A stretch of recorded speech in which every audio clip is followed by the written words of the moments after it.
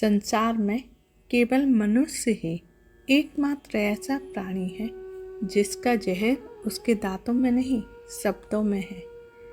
18 दिन के महाभारत युद्ध ने द्रौपदी की उम्र को 80 वर्ष जैसा कर दिया था, शारीरिक रूप से भी और मानसिक रूप से भी। युद्ध के बाद नगर में चारों तरफ विधवाओं का बाहुल्य था। पुरुष इक्का दुक्का ही दिखाई पड़ते थे, अनाथ बच्चे घूमते दिखाई पड़ते थे और उन सब की महारानी द्रौपदी हस्तिनापुर के महल में निश्चेष्ट बैठी हुई शून्य को निहार रही थी। तभी श्री कृष्ण कक्ष में दाखिल होते हैं। द्रौपदी कृष्ण को देखकर ही दौड़कर उनसे लिपट जाती हैं। कृष्ण उनके सिर को सहलाते रहते हैं और रोने देते हैं। थोड़ी देर में उसे खुद से अलग करके समीप के पलंग पर बिठा देते हैं। द्रौपदी, यह क्या हो गया सखा? ऐसा तो मैंने नहीं सोचा था। कृष्ण, नियति बहुत क्रूर होती है पंचाली।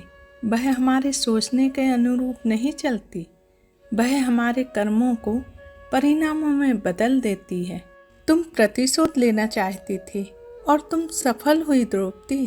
तुम्हारा प्रतिशोध पूरा हुआ। सिर्फ दुर्योधन और दुशासन ही नहीं, सारे कौरव समाप्त हो गए। तुम्हें तो प्रसन्न होना चाहिए। द्रौपदी, सखा, तुम मेरे घावों को सहलाने आए हो या उन पर नमक छिड़कने के लिए? कृष्ण, नहीं द्रौपदी, तुम स्वयं को इतना महत्वपूर्ण मत समझो। मैं तुम्हें वास्तविकता से अवगत कराने के लिए आया हूँ।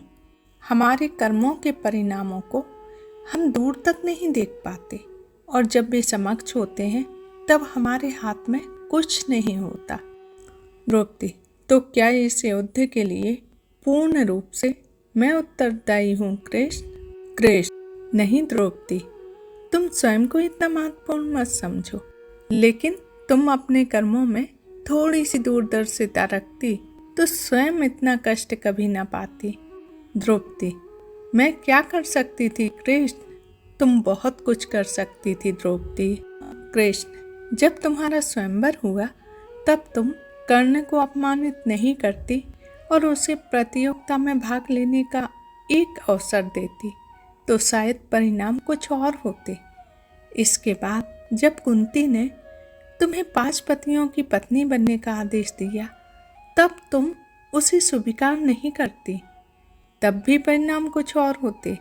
इसके बाद तुमने अपने महल में दुर्योधन को अपमानित किया कि अंधों के पुत्र अंधे होते हैं। ऐसा नहीं कहती तो तुम्हारा चीरहरण नहीं होता, तब भी शायद परिस्थितियाँ कुछ और होती।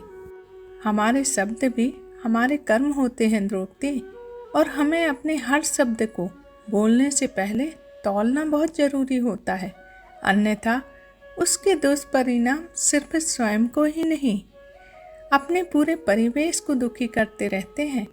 संसार में केवल मनुष्य ही एकमात्र ऐसा प्राणी है जिसका जहर उसके दांतों में नहीं शब्दों में है। इसलिए शब्दों का प्रयोग सोच समझ कर करें।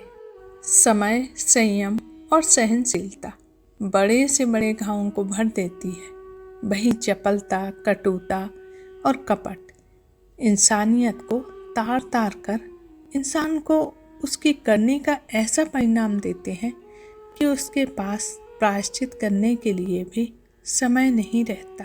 कहानी यहीं समाप्त होती है। आपको कहानी पसंद आई हो तो अपने मित्रों में शेयर कीजिए। यदि मेरे चैनल पर नए हैं तो सब्सक्राइब करना मत भूलिए। मिलते हैं एक नई कहानी के साथ।